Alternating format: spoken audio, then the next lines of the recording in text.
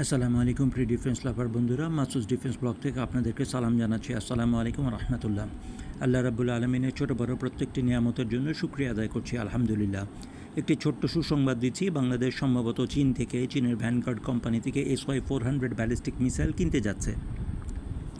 ইনশাআল্লাহ বাংলাদেশ খুব শীঘ্রই SY-400 ব্যালিস্টিক মিসাইল কিনতে চাচ্ছে।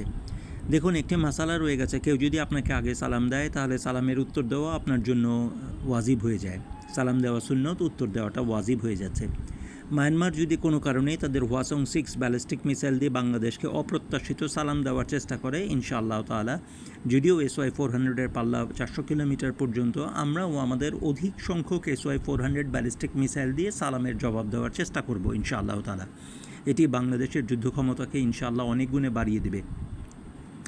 দ্বিতীয় যে জিনিসটি মাননীয় ডিজিডিপি মহোদয় এবং সেনাবাহিনীর প্রধানদের কাছে এবং সেনাবাহিনীর অফিসারদের কাছে বিনীত নিবেদন জানাচ্ছি, সেটা হচ্ছে, স্যার, আমাদের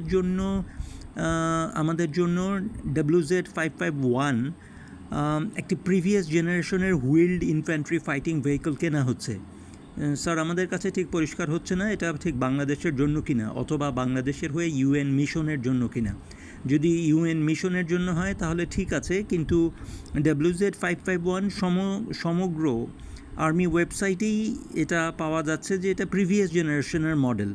বাংলাদেশ যদি APC অথবা IFB কিনতে চায় তাহলে চীনেরই সর্বশ্রেষ্ঠ ZBD-04A অথবা ZBD-08 APC অথবা IFB কিনতে পারে। বাংলাদেশ ইচ্ছা করলে BTR-4 MV1 কিনতে পারে।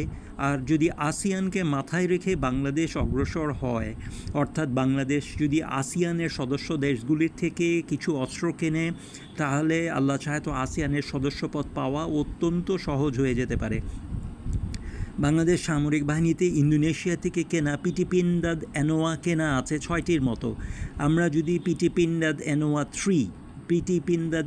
3 কিনি 20 থেকে 25টি, এটি অত্যন্ত ভালো একটি IFV এবং এর স্ট্যানাক লেভেল 2 থেকে 4 পর্যন্ত। আমরা যদি স্ট্যানাক লেভেল 4 পর্যন্ত একটি IFV কিনি পিটিপিন্ডা অ্যানোয়া, একই সাথে যেরকম আসিয়ানের সদস্যপদ প্রাপ্তিতে আমাদের জন্য লাভ হবে, তেমনি বাংলাদেশ সামরিক বাহিনীও এগিয়ে যাবে।